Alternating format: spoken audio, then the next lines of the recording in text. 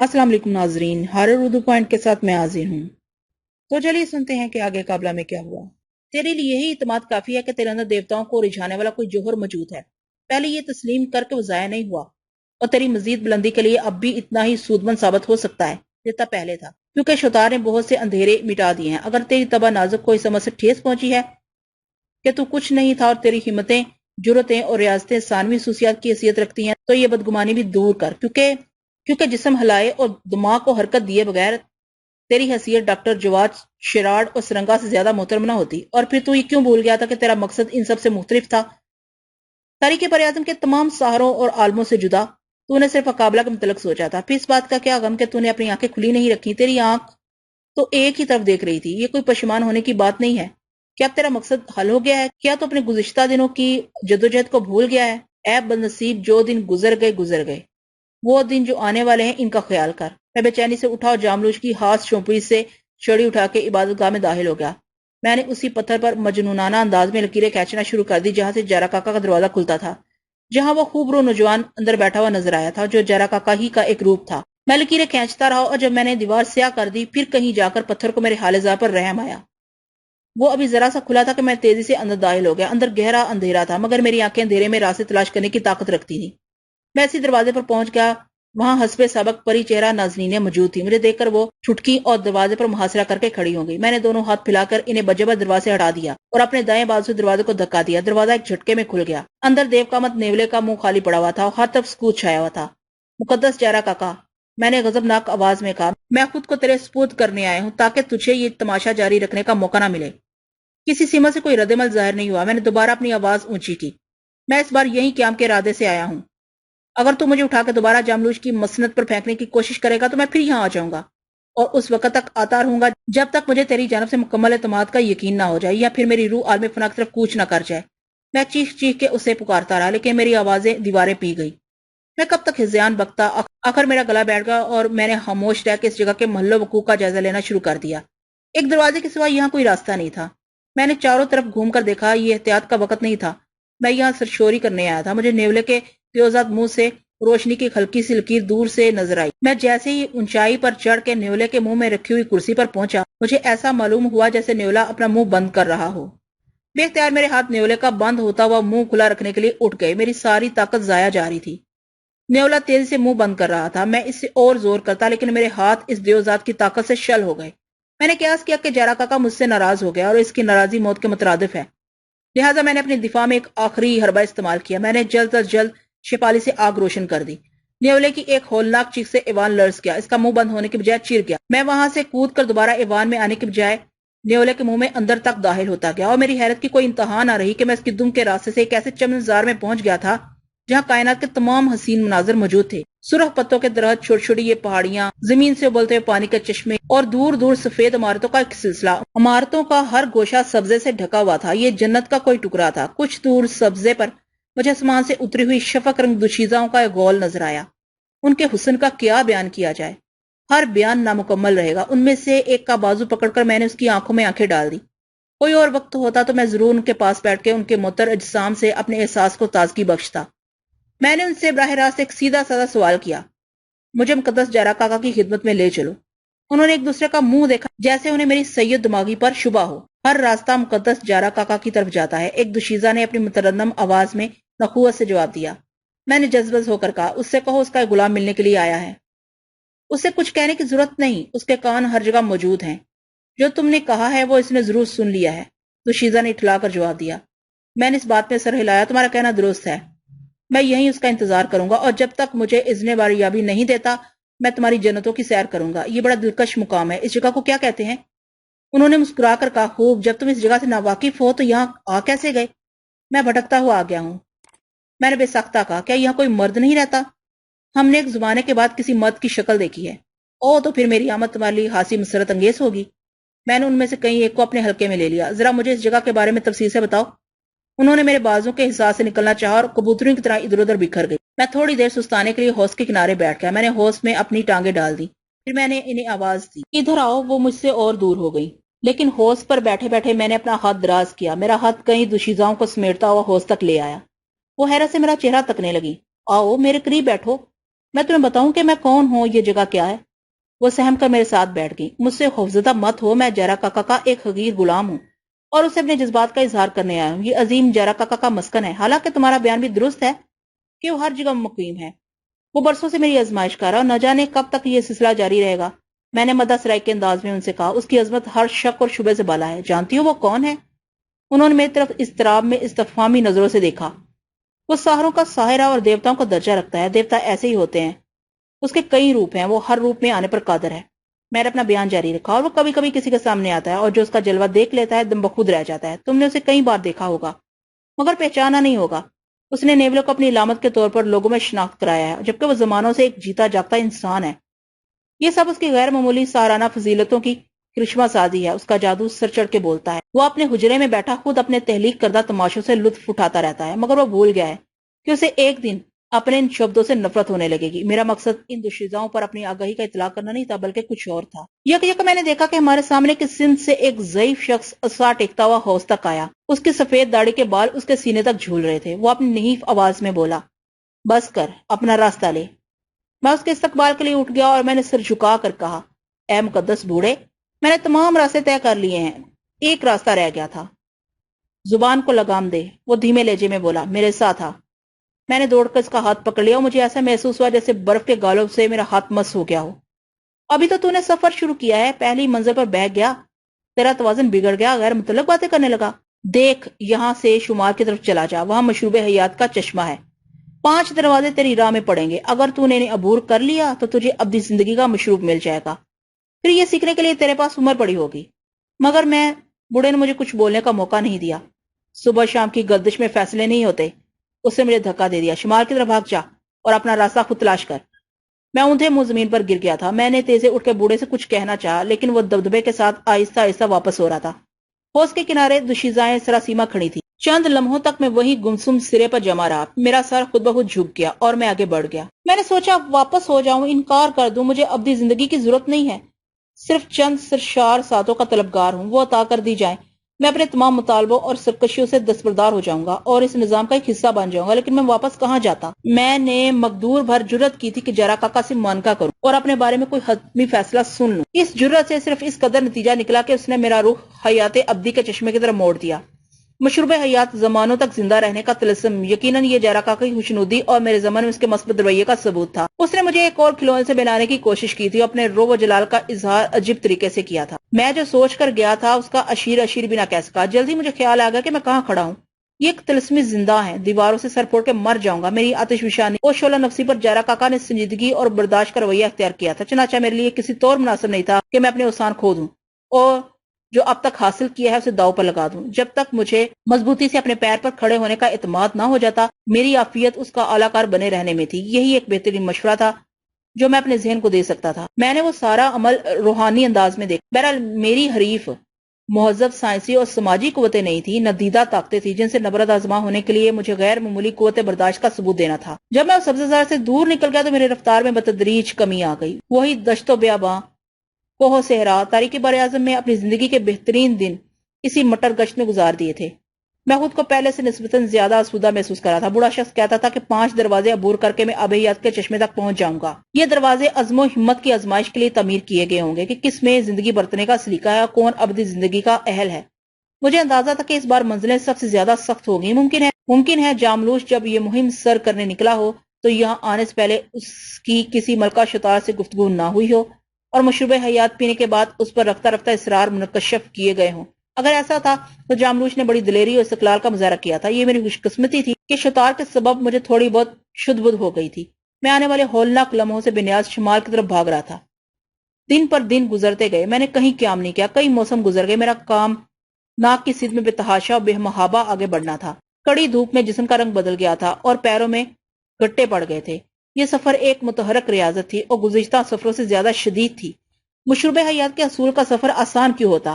مہذب دنیا کے لوگ اپنی زندگی کو طول دینے کے لیے کیا کیا جتن کرتے ہیں۔ وہاں کی سائنس نے ایسی کوئی دوا ایجاد نہیں کی تھی جو اچھے لوگوں کو بقائے دوام دیتے۔ میری توقع کے مطابق بلاؤں نے میرا تعاقب کیا، مجھے طرح طرح سے ڈرایا اور سہمایا گیا۔ میں ہندہ پیشانی سے انہیں جھیلتا ہوا قطب نما کی سوئی کی طرح ایک ہی جانب مرکوز رہا۔ راستے میں کوئی ذی نفس نہیں ملا۔ نہ جانے کتنی مدت بعد آخر ایک ایسی جگہ پہنچ گیا جہاں آگے راستہ سمٹ جاتا تھا۔ ہر طرف اونچے اونچے پہاڑ تھے جن پر چڑھنا خودکشی کے مترادف تھا۔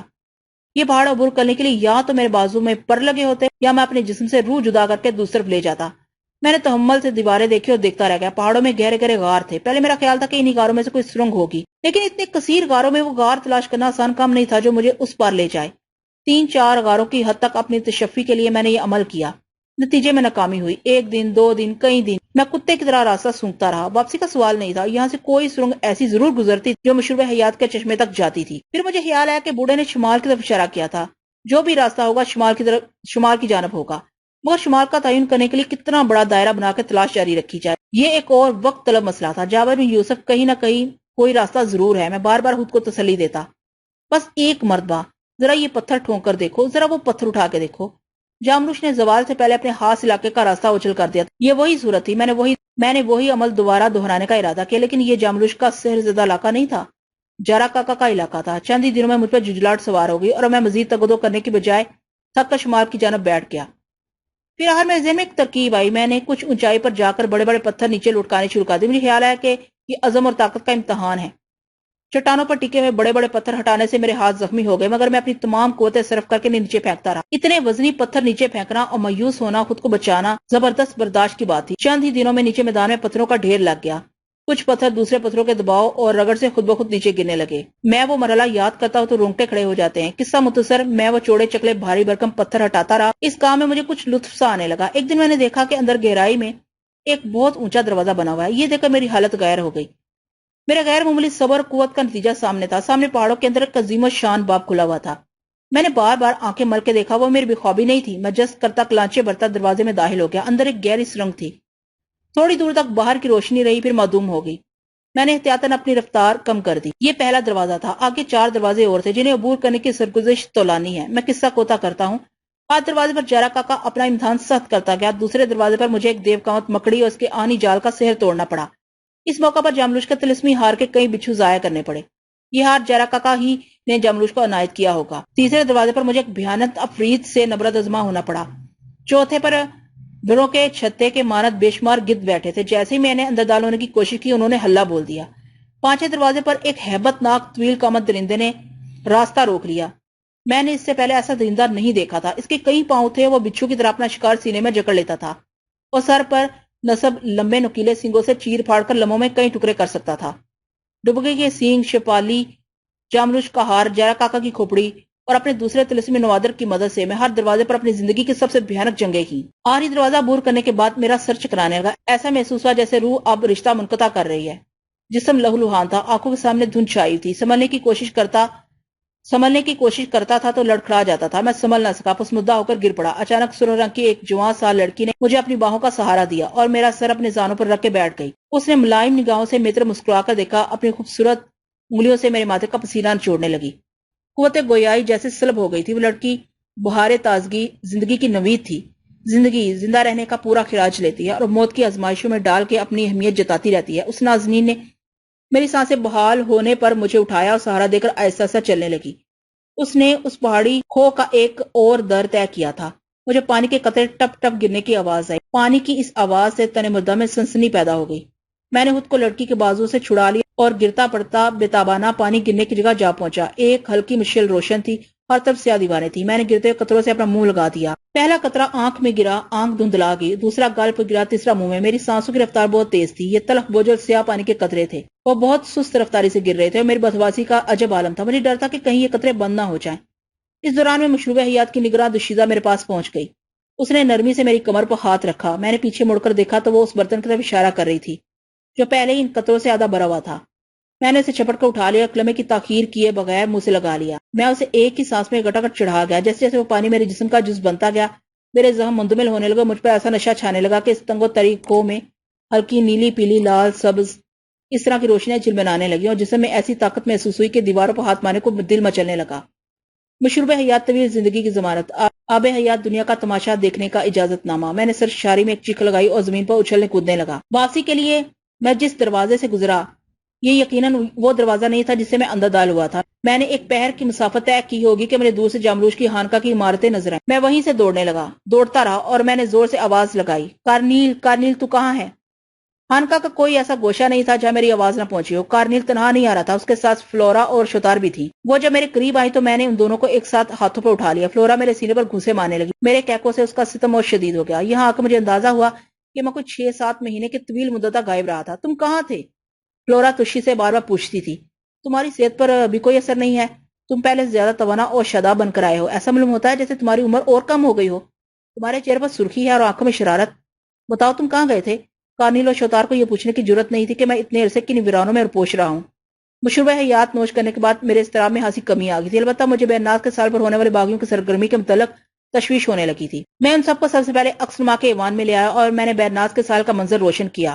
وہاں کوئی موجود نہیں تھا، نہ ہی دھند کی فصیل نظر آ رہی تھی۔ صاف ظاہر تھا کہ ریمجن شکست قبول کر کے انگروما واپس چلا گیا ہے۔ یہ کوئی اچھی علامت نہیں تھی، اسے ایک بار پھر اپنی طاقت مجتمع کرنے کا موقع مل گیا تھا۔ وہ میرے ہاتھوں سے نکل گیا تھا، لیکن اب میرے پاس وقت کی کمی نہیں تھی، زمان و مکان دونوں پر اختیار رکھتا تھا۔ اس لیے میں نے ایک مدت بعد فلورا شتار کو لے کر جزیرہ توری جانے کا قصد کر لیا۔ جزیرہ توری میرا نقش اول، میرے کارناموں کا نقطۂ آغاز۔ جزیرہ توری میرا دوسرا وطن، جہاں میرا خاندان قیام پذیر تھا، جہاں سرنگا کی خوبصورت لڑکی سریتا اپنے تیکھے ہدوار کے ساتھ میری منتظر تھی، جہاں ایرانی دوشیزہ فروزی اپنی نگاہ کا بستر بچھائے اب میرے اندر جذب ہونے کے لیے بےقرار ہوگی، اور جہاں بوڑھا سرنگا غار میں بیٹھا مہذب دنیا کو واپسی کا خواب دیکھ رہا ہوگا۔ آدمی اعزازات حاصل کرنے کے بعد ہمیشہ اپنے شناسا لوگوں کا رخ کرتا ہے۔ دولت و طاقت، حشمت و شہرت کی داد اسے اپنے عزیزوں اور دوستوں سے ہی ملتی ہے۔ اور جزیرہ توری قابلہ کی کہکشاں کا دروازہ جہاں وہ رہتی ہے، وہ کون؟ وہ قابلہ، نہ اس کا کوئی حسین، نہ اس کا کوئی طرح اس کا سب باکبن کسی میں نہیں، سب اس کا عکس ہیں، سب اس کا پرتوں ہیں، سب اس کی پرچھائیاں ہیں۔ اصل وہی ہے، وہ نور کا بدن ہے، وہ انتہا ہے۔ اس بار اس کے قصر میں کوئی جاملوش میرے راستے میں مزاحم نہیں ہوگا۔ طریق بر اعظم میں میرا کوئی رقیب، کوئی ہمسر نہیں ہے۔ اگر اس بار اس نے سنگ دل کا شیوا اختیار کیا تو میں نے طے کر لیا تھا کہ میں قیامت مچا دوں گا۔ میں اتنی زور سے چیخوں گا، ایسا ہنگامہ برپا کروں گا کہ آج تک کسی نے اپنے مطلوب کے سامنے نہ کیا ہوگا۔ میں آگ لگا دوں گا، میں جل جاؤں گا۔ میں نے کارنیل کو حکم دیا کہ وہ خانقاہ میں مقیم رہے، میں اسے رابطہ قائم کیے رہوں گا۔ کارنیل اداس ہو گیا۔ میں شتار و فلورا کو ساتھ لے کر جزیرہ بیرناز سے روانہ ہوا۔ فاصلے ہمارے آگے کوئی حیثیت نہیں رکھتے تھے، صرف چند ساتوں بعد کوئی سمندر عبور کیے بغیر ہم جزیرہ توری کے جنگل میں موجود تھے۔ یہ جگہ میں نے دانستہ منتخب کی تھی تاکہ سب سے پہلے سرنگا سے ملوں۔ فلورا کو میں نے شتار کے ساتھ بستی میں بھیج دیا، خود سرنگا کے غار کی طرف روانہ ہو گیا۔ جوش مسرت اور اشتیاق سے میرا سینہ پھٹا جاتا تھا۔ میں سرنگا کو اپنی اچانک آمد سے چونکا دینا چاہتا تھا، سوچ رہا تھا کہ دیکھیے وہ اب کس طرح پذیرائی کرتا ہے، اس کے پندوں نسائے کا کیا عالم ہے، اب وہ بڑھ بڑھ کے کیسی باتیں کرتا ہے، اب اپنے علم و فضل کا چرچا کس انداز سے کرتا ہے۔ میں اجازت کے بغیر اس کے غار میں داخل ہو گیا اور میں نے ایک ہولناک چیخ ماری۔ غار تھررا گیا۔ بوڑھے سرنگا اٹھو، میں نے دھاڑ کر کہا۔ کون؟ اس نے چندیائی ہوئی آنکھوں سے اپنا مراقبہ توڑ کر مجھے دیکھا۔ دوسرے ہی لمحے اس کی آنکھیں پھٹ گئیں۔ معزز جابر بن یوسف، وہ لڑکھڑاتی ہوئی آواز میں بولا۔ تم؟ ہاں میں جاملوش کا جانشین، طریق بر اعظم کا سب سے بڑا ساحر، جابر بن یوسف، میں نے مصنوعی تمتمراق سے کہا۔ مجھے یقین نہیں آتا کہ تم وہاں گئے ہو۔ وہ اپنی جگہ سے ڈگمگاتا ہوا اٹھا اور مجھے گھور کے دیکھنے لگا۔ تم بالکل بدل گئے ہو، آؤ ادھر بیٹھو میرے نزدیک۔ تم کب تک اس غار میں بیٹھے رہو گے سرنگا؟ آؤ باہر چلو، میں تمہیں اپنے ساتھ لے جانے اور طریق بر اعظم کی سیر کرانے آیا ہوں۔ تم نے کمال کر دیا، تم نے میری توقع سے زیادہ حاصل کیا، مجھے یقیناً تمہارا احترام کرنا چاہیے۔ کیا میں تمہیں مقدس جابر کہہ کر پکاروں؟ سرنگا کے لہجے میں کپکپاہٹ تھی۔ نہیں، اس کی ضرورت نہیں ہے، میں نے کسمسا کر کہا۔ میرے عظیم بیٹے، میرے لائق فرزند، میں تیری پیشانی چومنا چاہتا ہوں۔ سرنگا نے اپنا ہاتھ بڑھا کر میرے کاندھے پر رکھ دیا۔ سرنگا، اب تم اپنا یہ کھلونا جیب میں رکھ لو۔ میں نے اسے لطف لینے کے لیے دیوی کی مورتی کی جانب اشارہ کیا۔ اب تمہیں اس کی ضرورت نہیں ہے، اس سے کہہ دو کہ سمندر پار چلی جائے، کیونکہ جابر جیسا طاقتور شخص تمہارے سرانے موجود ہے۔ ٹھہر کر میرے بیٹے معزز جابر، ایک ذرا ٹھہر کر بات کر، دیوی کی توہین نہ کر، تیرے کام ہی تو آئی ہے۔ کیا تو اپنی آنکھیں کھو بیٹھا ہے؟ سرنگا نے لذیذ آواز میں کہا۔ میں تیری دیوی کا احسان مند ہوں، تیرا بھی کہ تو نے مجھے مخلصانہ مشورے دیے، لیکن اب تیرے سامنے دیوی سے بھی بڑی طاقت کھڑی ہے، تیرے سامنے ایک زندہ دیوتا کھڑا ہے۔ کیا تو اب بھی دیوی کی عظمت پر مصر ہے اور میری توہین کے در پہ ہے؟ میں نے بظاہر غصے سے کہا، اٹھ کر دیوی کی مورتی اٹھا لی۔ یہ میں کیا سن رہا ہوں مقدس جابر؟ سرنگا مورتی چھیننے کے لیے میری طرف چھپٹا۔ میں نے اسے دھکا دے دیا۔ اس تاریخ غار سے باہر نکل کے دیکھ سرنگا، توری کی زمین پر آج ایک نئی روشنی پھیل رہی ہے۔ دیوی تجھے معاف کرے۔ سرنگا ہاتھ جوڑ کے ایک سمت کھڑا ہو گیا۔ دیوی تجھے معاف کرے جابر بن یوسف۔ سرنگا، یہ کیا دیوی کی رٹ لگا رکھی ہے؟ تیرے سامنے ایک دیوذات کھڑا ہے، کیا تجھے میرے علم اور میری طاقت میں کوئی شک ہے؟ تیرے قوا مزمل ہو چکے ہیں، تیری آنکھیں اندھیروں میں بھٹکنے کی عادی ہو گئی ہیں، مجھے تجھ پر ترس آتا ہے۔ چل اٹھ پار چل، میری مورتی دے دے، میں اب کبھی باہر نہیں آؤں گا۔ سرنگا گڑگڑا کر بولا، یقیناً تو بہت عظیم ہے، مگر ایک ضعیف آدمی سے اس کا سہارا مت چھین، اسے تو اپنے پاس رکھ۔ میں نے ناراضی سے مورتی اس کی آغوش میں پھینک دی اور نفرت سے کہا، میں تیری دیوی کو قید کر لوں گا۔ کیا تو میری طاقت اپنی آنکھوں سے دیکھنے کا خواہشمند ہے؟ مجھے یہ تھا کہ شوالا سے جنگ کے درمیان اقابلہ نے ایک اشارے سے دیوی کو شیشے کے جال میں قید کر دیا تھا، لیکن دیوی مرتبان توڑ کے فرار ہو گئی تھی۔ انگرما کے برگزیدہ سہاروں نے بھی دیوی کے مقابلے پر کم ہمتی کا مظاہرہ کیا تھا۔ سرنگا مورتی دوبارہ اپنی آغوش میں پا کر مجھے ممنونیت سے دیکھ رہا تھا۔ دیوی سے معاف کر دے، سرنگا نے کہا، اور میں نے دیکھا دیوی مجسم شکل میں نمودار ہو کر مسکراتی ہوئی اس کے قریب گئی۔ اس نے سرنگا کے سر پر ہاتھ رکھ دیا۔ میں نے یہ موقع غنیمت جانا، فوراً ایک کاری سیر پھونکا اور دوسرے لمحے دیوی کے گرد ایک سنگلا پنجرا قائم ہو گیا۔ سرنگا میرے دراز ہاتھ کے شکنجے میں جھولنے لگا۔ وہ دور سے تڑپ رہا تھا۔ تیری دیوی کو میں نے قید کر لیا، اب وہ میری نظروں میں دھول جھونک کر یہاں سے باہر نہیں جا سکتی۔ میں نے کہکا لگایا، دیکھا سرنگا، میں نہ کہتا تھا کہ تیرے ہاتھ میں یہ بس اب کھلونا ہے، اب کیا کہتا ہے؟ جابر، تجھ پر دیوی کا عذاب نازل ہوگا، تو ختم ہو جائے گا، دیوی کو آزاد کر دے۔ سرنگا چیختا ہوا بولا۔ اس کا نیف جسم میرے ہاتھوں میں کانپ رہا تھا۔ میں نے مشروب حیات پی لیا سرنگا، اب مجھ پر تیری دیوی کا کوئی جادو کامیاب نہیں ہو سکتا۔ دیکھا وہ میرے سامنے کیسی بے بس کھڑی ہے، اڑنے کے لیے پر تول رہی ہے۔ میں نے تیری یہ حسین چڑیا قید کر لی ہے۔ میں نے سرنگا کو زمین پر پھینکتے ہوئے کہا۔ وہ زمین سے اٹھ کر فوراً جنگلے کی طرف بھاگا اور سجدہ ریز ہو گیا۔ فقط میں نے محسوس کیا کہ پراسرار طاقتیں تیزی سے غار میں داخل ہو رہی ہیں۔ سرنگا کے غار میں ان کی غیر متوقع آمد خالی از علت نہیں تھی۔